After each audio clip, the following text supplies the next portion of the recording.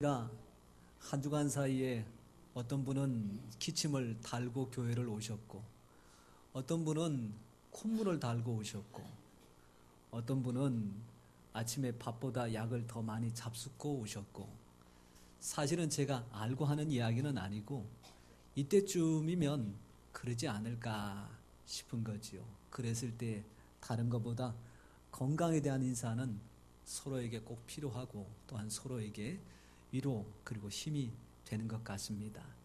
말씀 맞다나 건강하시되 감기로 고생하시는 분들은 잘 다스리시고, 차가운 겨울에 옷 하나 더 껴입는 지혜를 통해서 추위를 잘 극복하고, 계절이 달라지면 달라지는 대로 우리에게 주시는 하나님의 은혜를 더욱더 많이 누리는 우리 성도님들 되시기를 축원합니다.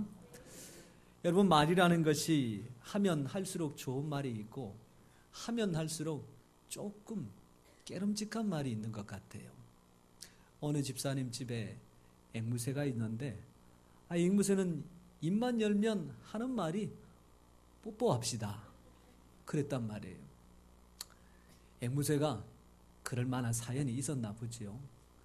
그때 혼자 있을 때는 괜찮고 가족들은 괜찮은데, 외부에서 손님이 왔을 때 이 녀석이 뽀뽀합시다 이러니까 집주인의 입장에서 난처하기도 하고 부끄럽기도 하고, 그러던 어느 날 소문에 목사님 댁에도 앵무새가 있대요.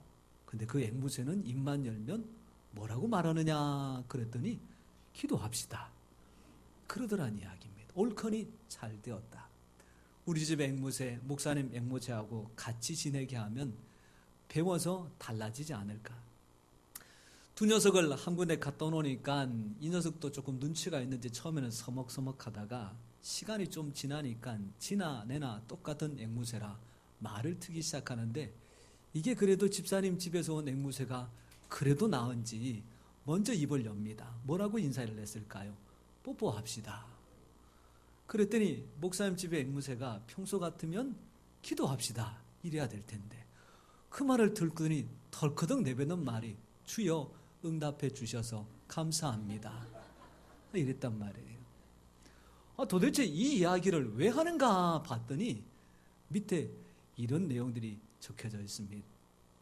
아무리 신앙으로 좋은 사람이라고 할지라도 세상 가운데 거하여 때묻고 오염이 되기 쉬우니 항상 마음을 경계로 하고 하나님의 말씀 안에 거하는 것이 중요합니다 라고 하는 이야기였더라고요.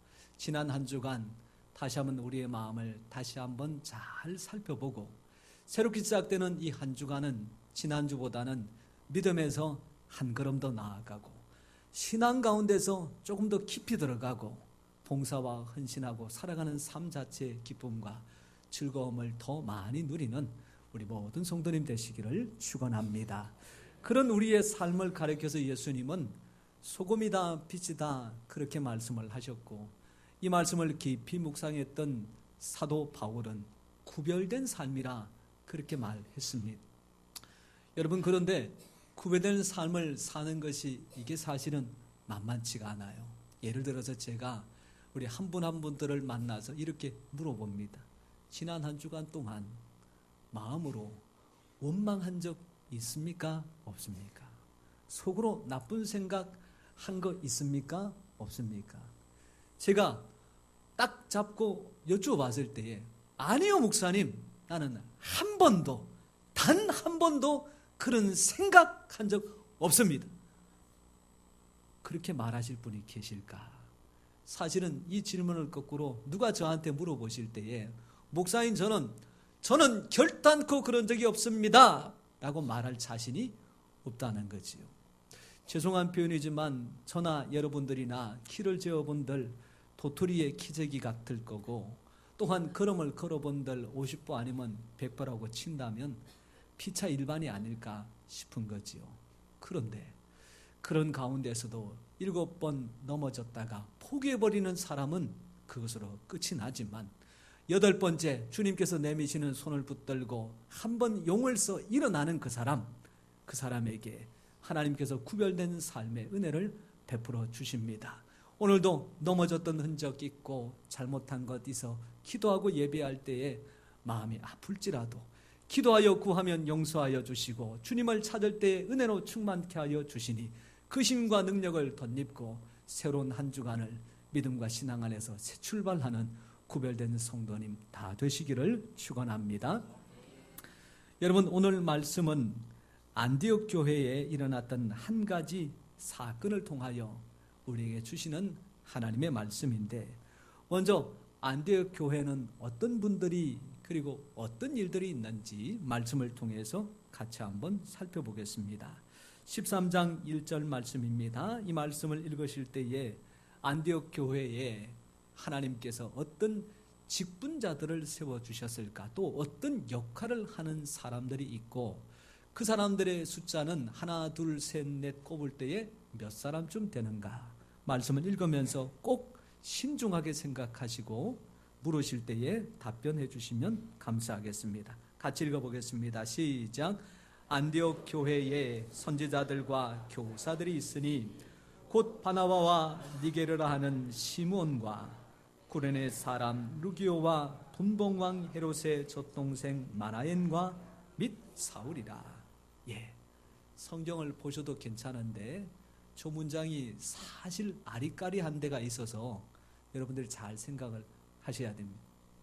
안디옥 교회에 보니까 직분자 또는 직임자 그리고 역할을 감당하는 종류가 몇 가지가 나옵니까? 두 가지가 나오죠. 하나는 선지자여 또 하나는 교사라고 하는 표현인데, 사실 많은 직분자들과 직임자들이 있지만 어쨌든 선지자는 하나님의 말씀을 전하는 사람이고, 교사는 그 하나님의 말씀을 나 혼자만 깨닫는 것이 아니라 다른 사람들한테 가르쳐 알게 하고 그 삶을 살게 하는 역할을 교사라고 이야기하는데, 여러분, 우리 가정의 부모님들은 사실 선지자이면서도 교사의 역할을 하시는 분들입니까? 안 하시는 분들입니까? 여러분, 대학에서 교수님들이나 아니면 대학에서 교육학을 전공하여 자격증을 얻은 사람들을 임용고시를 통해서 교사라고 일컫는데, 사실은 가정에 있는 부모님들은 다 교사 역할을 이미 감당하고 있습니다. 인생이 어떠한지를 쓸고 단맛을 봤기 때문에 자연식의 자녀들에게는 나같이 쓴맛을 보지 않고 단맛을 많이 보는 삶을 살았으면 좋겠다. 그래서 한 가지 한 가지 체험과 또한 삶을 가르치지 않습니까? 여러분, 오늘 말씀에 이 역할을 감당하는 사람이 안디옥 교회에 몇 명이 나오느냐? 여러분 한번 세어보십시다. 제일 먼저 나오는 사람이 바나바라고 하는 사람입니다. 두 번째로 시므온이라고 하는 함정을 잘 넘어가셨네요. 세 번째, 건너뛰시지 말고 다시 한번 르기오라고 하는 사람이 있습니다. 그리고 네 번째로는 마나엔이라는 사람이 있고 제일 마지막에는 사울. 중요한 것은 몇 명이냐? 5명입니다. 여러분, 이 5명 가운데 특별히 바나바와 사울, 그리고 우리가 알고 있는 이 바울이라고 하는 두 사람이 대표적으로 선교 역할을 감당하는데, 그들이 살아생전 가는 곳곳마다 복음을 전할 때 이구동성으로 나도 너도 예수님 믿고 인생을 새롭게 살겠다, 그렇게 돌이키는 사람이 있는가 하면 연애 9번 대부분 다 당신은 그렇게 얘기하더라도 나는 그런 예수 못 믿겠다, 그걸로 그치지 않고 그 예수를 증거하는 바나바나 또한 바울을 핍박하고 곤란하게 만들고 때로는 두들겨 펴서 죽을 위기도 한두 번이 아니었습니다. 여러분, 그렇게 시작된 시간으로부터 겨우 250년이 지난 313년에 세상이 깜짝 놀랄 한 가지 일들이 드러나게 되는데, 그 당시에 세계 전체를 다스리고 있었던 로마의 신과 같이 인정을 받았던 황제가 대뜸 이 왕의 칙령이라 그래서 모든 제국 안에 있는 시민들과 국민들은 다 따라야 되는 한 가지 이야기를 하게 되는데, 그 내용이 길음에도 불구하고 정리하면 딱 한 가지입니다. 이제 기독교는 공식적으로 인정하는 제국 간의 종교이니 이것을 믿는다고 해서 핍박하거나 또한 욕하거나 그렇게 할 수 없다라고 하는 이야기입니다. 여러분, 그때로부터 70년이 지난 392년도 그때의 왕이었던 사람이 이 기독교를 그 로마 제국의 국교로 인정하게 됩니다. 국교로 인정한다는 것은 이제는 이 기독교의 신앙이 나라의 헌법이 되고, 이 기독교 신앙을 가지지 않는 사람은 나라의 관직을 얻을 수가 없고, 기독교 신앙을 바탕으로 하여 학교에서는 학생들을 가르치고, 또한 공공기관에서는 이 원리를 통해서 장사와 사업을 하지 않으면 이제는 살 수가 없는 그런 시대로 바뀌어지는 거지요. 여러분, 겨우 5사람, 더 적게 말하자면 2사람이 시작한 이 선교하는 일들을 통하여 역사 속에 300년 지나지 않아 온 나라와 민족이 예수님 아니면 살지 못하는 세상이 되었으니 이것만큼 천지가 개벽하고 놀랄 일이 세상에 어디에 있겠습니까? 이 이야기를 우리의 개인 가정사에다가 비교하면 이렇게 될 겁니다. 한 사람이 처음에는 예수님을 믿었습니다. 근데 그 사람이 믿는 것이 쉽지가 않았어요. 믿는 것 때문에 혼나기도 하고 꾸지람 받기도 하고, 때로는 성경책이 잡아 뜯겨지기도 하고 불태워지기도 하고, 교회 갔다 오면 두들겨 맞기도 하고, 간다고 하면 발목이 붙잡기도 하고. 그러나 그분이 믿음과 신앙을 포기하지 않고 10년 20년 지났더니 어느 날 집안의 가장 어른되는 아버님께서 가족들을 다 모아놓고 이렇게 선언을 하시는 겁니다. 이제 우리는 제사를 지내지 않는다. 그리고 명절에 모이면 먼저 하나님 앞에 예배하고 식사를 하고 나누기로 정했다. 여러분, 그것으로 끝나지 않습니다. 주일이 되면 위로부터 아래에 있는 모든 가족들이 너도 나도 할 것 없이 다 교회에 나와서 예배를 드리고, 교회 안에 주신 하나님의 직분들을 맡아 충성되이 감당하여 온 성도들이 세상의 잘못된 것들은 끊고 오직 하나님께서 기뻐하시는 삶의 모습을 가지고 살아가려고 무진장 애쓰고 노력하는 가정으로 변화되어졌더라. 사랑하는 성도 여러분, 이런 귀한 은혜와 복이 오늘 이 자리에 주님 앞에 나와 믿음을 지키는 우리 모든 성도님들에게 임하기를 주님의 이름으로 축원합니다.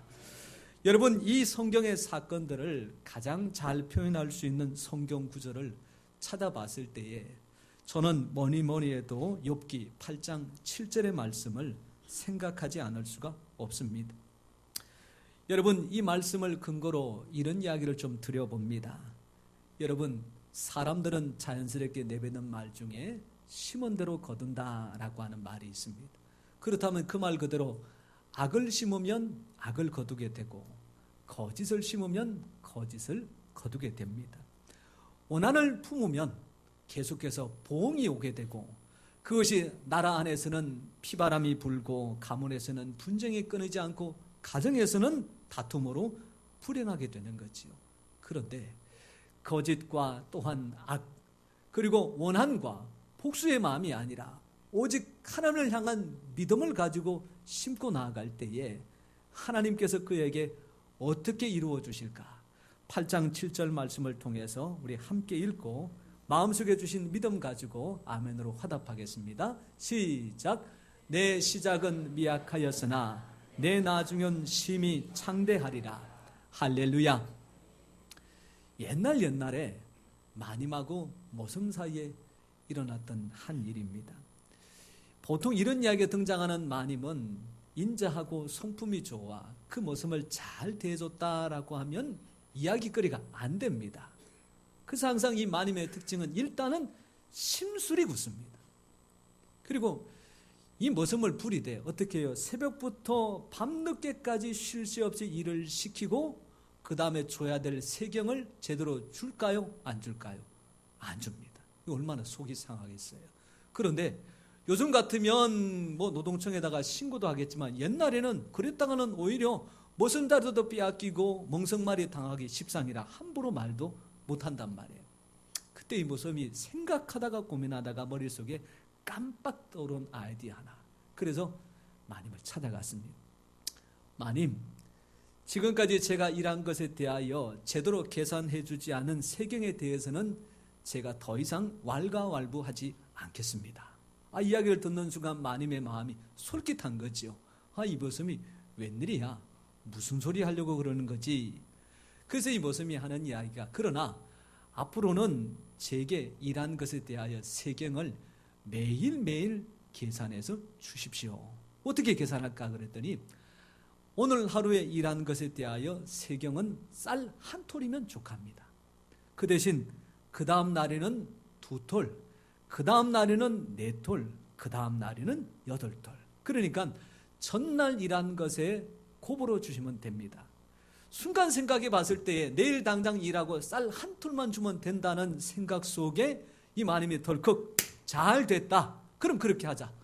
라고 약속을 했단 말이에요. 여러분 하루 일하고 이틀 일하고 사흘 일하고 일하다 보니까 한 27일쯤 28일쯤 되는데 여러분 쌀 한 가마에 쌀이 몇 톨 정도 들어갈까요? 누가 계산을 해봤는지 2억하고도 7천만 톨이 들어간다 라고 이야기하는데 저도 한번 세봐야 되겠다. 세다가 날 세는 정도가 아니고 여러분 2억 7천만 톨이 한 가마 되는데 한 가마 되는데 걸리는 시간이 28일입니다. 그 다음 날부터는 한 가마가 2가마가 되고 2가마가 4가마 되고 한 달이 지나면 몇 가마 되느냐? 계산으로 치자면 2억 7천만 가마가 되는데 이 마님이 이 머슴 세경 주다가 가산 다 틀리고 아무것도 남지 않았다라고 하는 이야기지요. 여러분 사람이 심을 때에 이런 계산법으로 생각할 때에 사실은 이런 이야기들은 말이 안 되는 이야기고 단지 옛날에 교훈을 주기 위한 이야기에 불과합니다. 그런데 그 말 안 되는 이야기가 성경에 얼마나 많이 등장하느냐. 여러분 물고기 2마리하고 보리떡 5개는 사람이 먹으면 한 사람의 배를 채우기는 힘듭니다. 그래서 배고픈 사람 2사람이 나누어서 먹으면 좀 배고프나마마 그래도 허기를 조금 달랠 수 있는 정도에 불과하지요. 근데 이것을 예수님 앞에 나와서 믿음으로 들을 때에 예수님께서 감사함으로 축복하니 그것을 떼어 나누어줄 때에 50명 100명씩 앉은 자리에 나누어주고도 모자라지 않고 결국 나중에 사람들이 나누어주어 먹어서 남긴 것이 아니라 먹지 않고 남겨 다른 사람에게 베풀 수 있는 것들을 모아보니까 광주리에 얼마나 12개나 하고도 남았더라.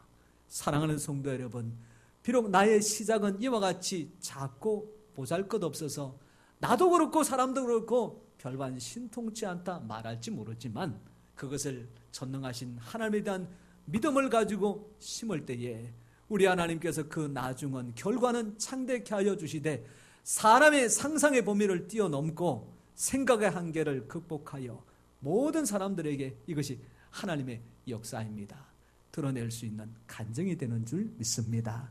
그런 귀한 가정과 믿음, 신앙을 꼭 지키고 또한 간직하는 우리 성도님 되시기를 축원합니다. 안디옥 교회 형편들을 조금 더 자세하게 살펴보면 오늘 성경에 나오는 안디옥 교회는 시간적으로는 2000년이라고 하는 간격을 두고 있는 교회입니다. 그리고 공간적으로는 우리나라에서도 한참 떨어진 외국입니다.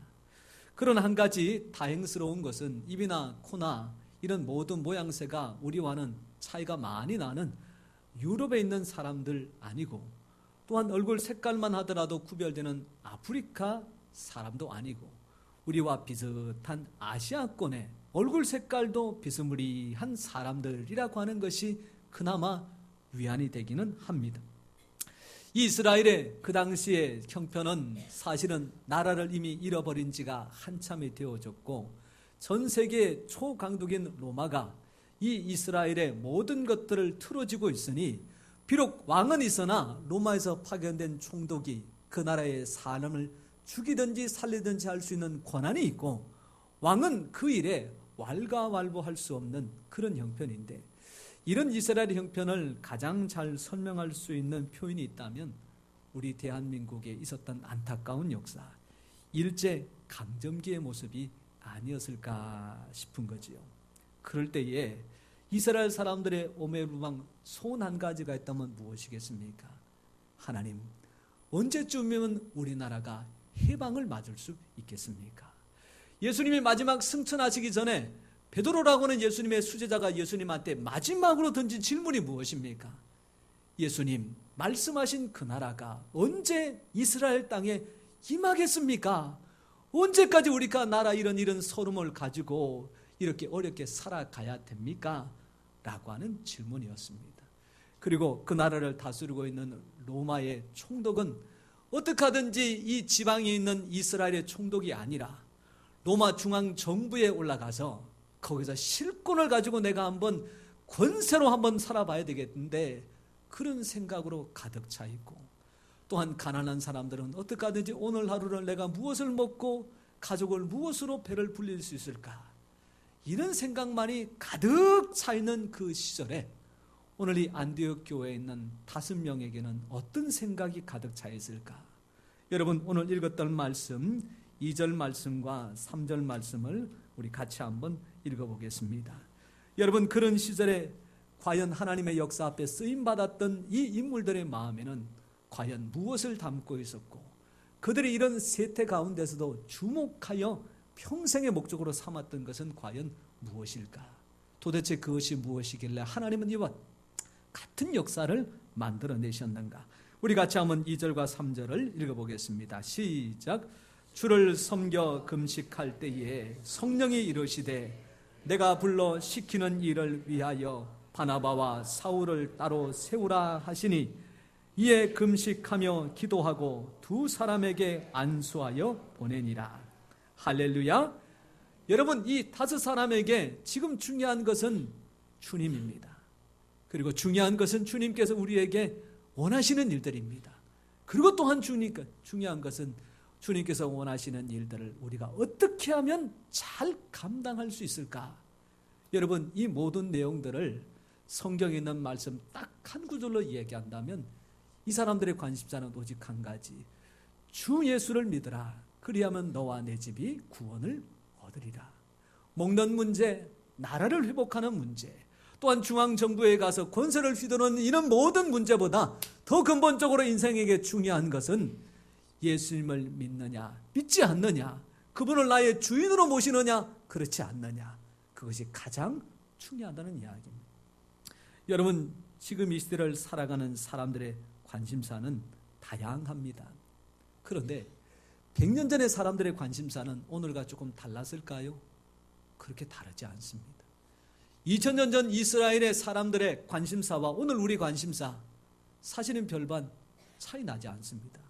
해봐야 무엇을 먹을까? 해봐야 무엇을 입을까? 해봐야 무엇을 마실까? 조금 더 맞고 넉넉하게 먹고 좀 편안하게 먹느냐, 아니면 조금 불편하나 조금 쪼들리게 먹느냐. 사실 이 관심사에서 사람의 관심은 그렇게 차이가 나지 않습니다.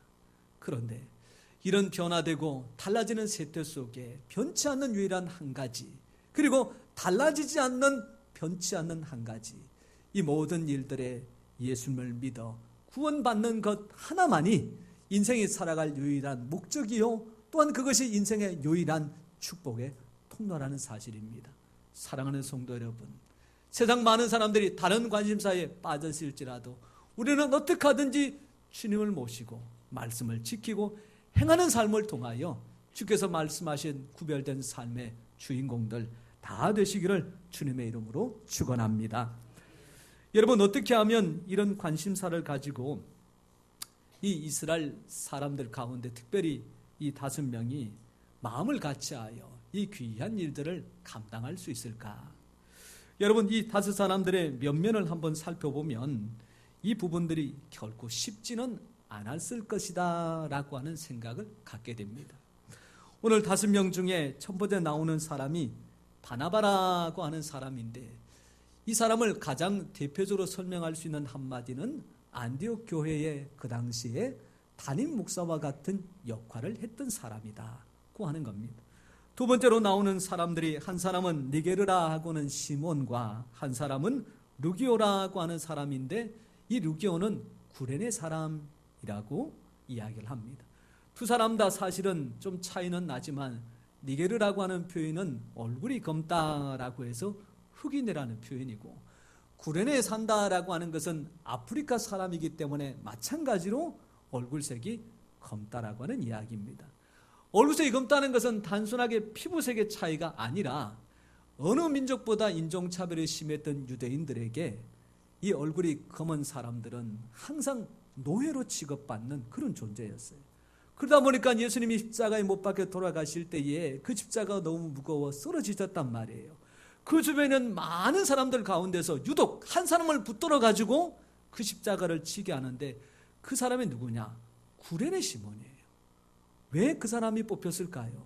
사람들 가운데 얼굴이 검다 보니까 저 사람은 붙들어 가지고 일을 시켜도 어디 가서 하소연 못할 거라고 하는 생각이었죠.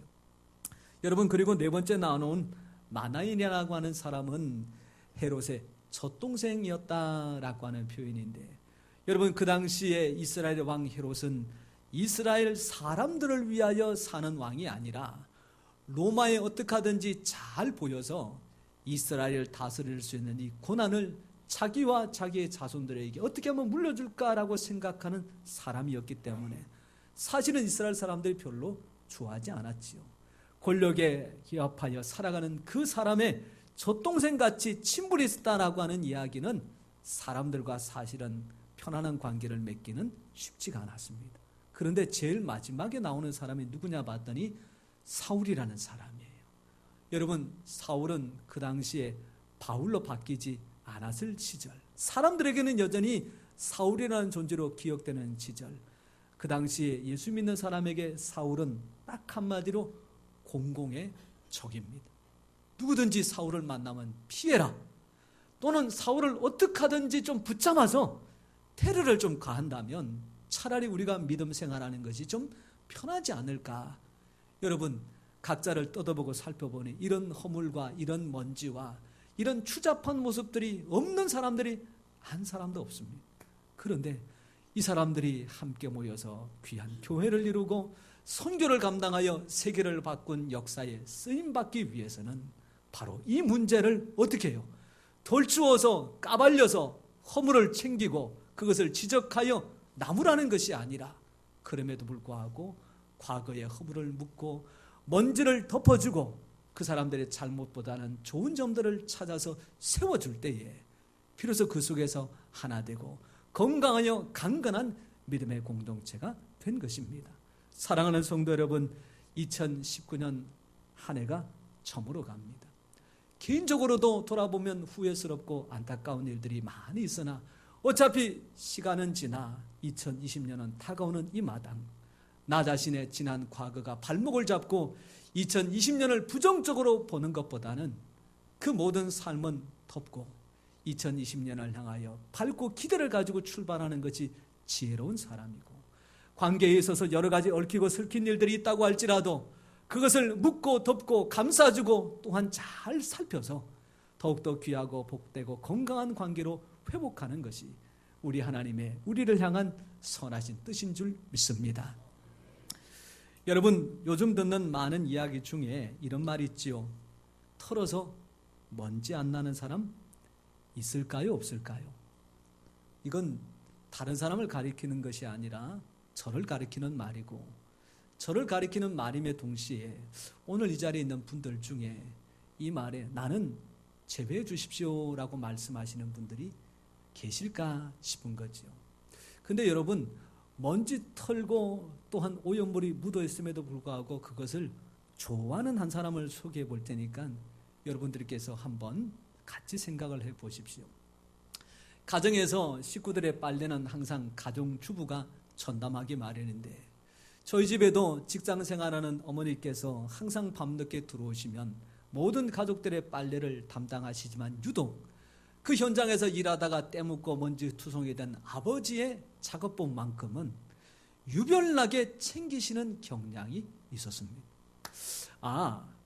할머니 혹시나 힘드실까? 또한 딸들이 그것 하는 거 불편해할까? 그래서 그 가장 더럽고 추한 것은 어머니께서 항상 도맡아서 하셨구나 라는 생각을 하고 지내던 어느 순간 그 비밀을 발견하고 깨닫게 되는데 기가 막히더라고요.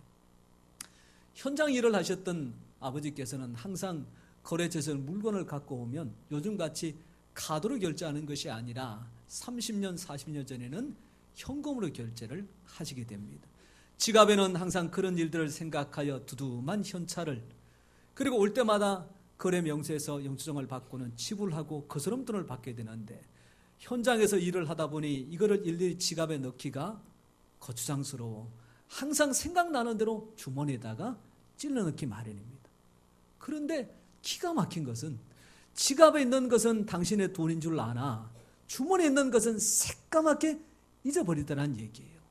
그리고 집으로 돌아오셔서 그 작업을 벗고 나면 이제는 그 노다지는 누구 차지가 됩니까? 어머니의 차지가 되는 거예요. 어느 날 주머니를 뒤져보니까 오른쪽 앞주머니에 5,000원짜리, 왼쪽 뒷주머니에 10,000원짜리.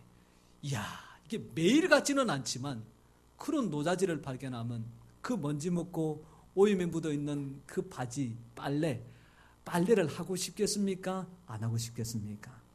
하고 싶은 거예요. 아, 그러셨구나 싶은 거지. 여러분, 우리도 털어볼 때에 나는 먼지 때문에 아이고 이랬어 그러지 말고 털어봤더니 야, 이 사람에게도 10년 전에 나한테 해줬던 고마운 일이 있구나.